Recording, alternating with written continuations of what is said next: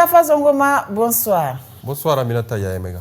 Que nous rapportent nos confrères de la presse écrite cette semaine? D'abord, cette arrestation importante, celle de 2 chefs de groupes terroristes qui sévissent au Sahel, rapportée par le quotidien Le Renouveau sous le titre Opération Mounatari 4, fin de parcours pour Zaïd et Lukman. La liste des califes de la terreur s'est sensiblement raccourcie dans la région du Sahel central, écrit le confrère. Les troupes nigériennes et françaises viennent de porter un coup dur à l'hydre terroriste. Y a-t-il des Nigériens parmi les têtes pensantes du djihadisme au Sahel central? Le journal pose l'interrogation, qu'ils soient relégués à des rôles subalternes ou qu'ils soient élevés dans la hiérarchie. Les Nigériens sont bel et bien actifs au sein des groupes terroristes qui endeuillent notre pays, nous apprend le journal. Parmi ces lugubres personnages, un Nigérien du nom de Sita Husseini, il a été appréhendé, de même que le nommé Abou Mariam Dizaïd. Tous deux ont fini leur sanglante chevauchée dans les mailles des troupes nigériennes et françaises. Activement recherchés par les autorités burkinabées pour participation ou complicité dans la planification ou la conduite d'actes terroristes, une prime a même été mise sur leur tête. Début juillet, une opération conjointe entre soldats nigériens et français menée dans la région de Tillabéri a permis la capture de ces 2 personnes. Selon des sources sécuritaires, Abou Mariam a été pris le 6 juillet dans le secteur de Yatakala et Sita Husseini le 7 juillet près de Terra, 2 localités proches de la frontière avec le Burkina Faso. Au Burkina Faso, la tête de Zaïd a été mise à prix à 150 millions de francs CFA et celle de Lukman à 175 millions de francs CFA. L'avis de recherche précisait que Sita Husseini était de nationalité nigérienne. Comme les autres pays du Sahel central, le Niger s'appuie sur ses partenaires occidentaux pour tenter d'arrêter les assauts des groupes terroristes. C'est dans ce cadre que des soldats nigériens et français mènent depuis plusieurs mois des opérations conjointes dans l'ouest du Niger, principalement dans la zone dite des 3 frontières entre le Niger, le Burkina et le Mali, confirment les autorités militaires nigériennes. Les résultats des législatives partielles de la diaspora continuent de susciter des remous au sein du PNDS Tareya. Le journal Le Canard en furie nous apprend que le président Bazoum, très remonté contre Fumakoy, le président du Tareya.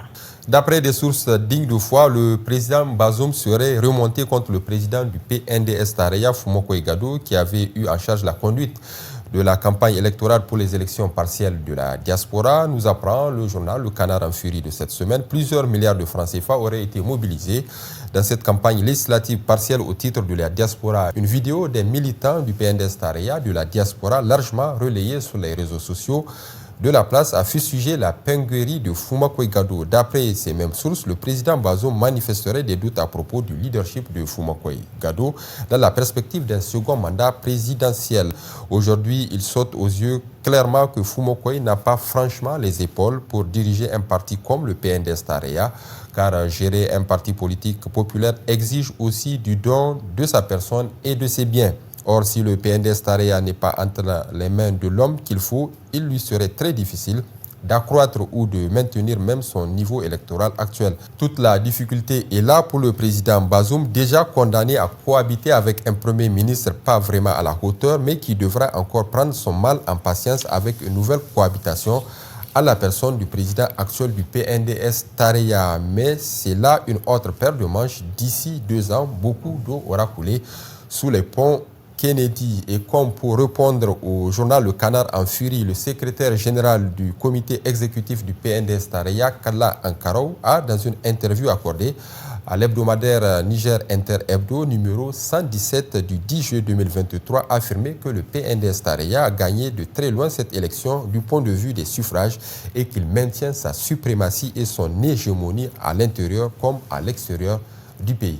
Le quotidien L'Enquêteur d'hier, mercredi, s'inquiète de la réforme de l'organisation des partis politiques nigériens en perspective et c'est sous le titre « Nouvel avant-projet de loi sur la charte des partis politiques. L'ingénierie politique du PNDS met la démocratie en péril au Niger ».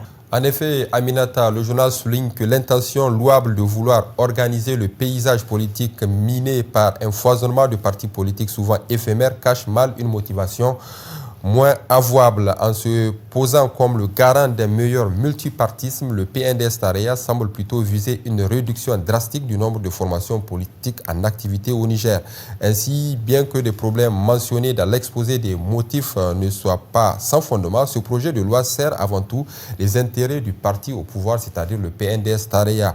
L'article 13 de l'avant-projet stipule que tout parti doit se faire représenter dans les 8 régions du pays, ainsi que dans l'ensemble des communes du Niger sous peine de dissolution. Cette exigence pose un véritable défi pour les petites formations politiques qui ne disposeraient pas nécessairement des ressources pour se conformer à ces dispositions dans les délais impartis. L'application stricte de l'article 13 conduirait inéluctablement à une limitation drastique du nombre de partis politiques.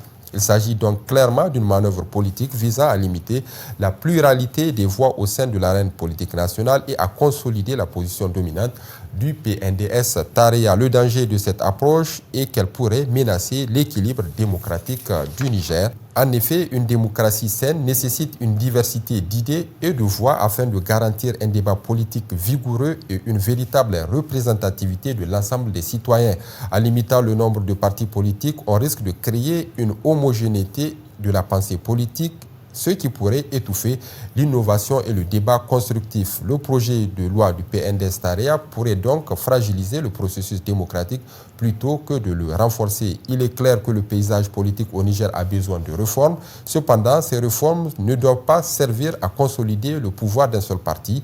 Elles devraient plutôt viser à renforcer la diversité de voix, à encourager la participation politique et la promotion de la transparence et de la redevabilité. Il serait donc plus judicieux de retravailler ce projet de loi pour qu'il réponde réellement aux défis posés par le multipartisme effréné. Seule une telle approche pourrait garantir une vie démocratique florissante et répondre aux véritables aspirations du peuple.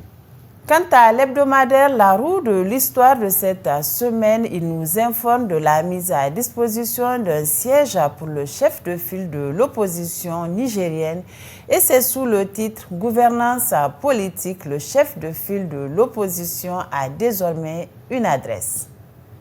Nommé par décret numéro 2022-83/PRN/PM du 17 janvier 2022, le chef de file de l'opposition, M.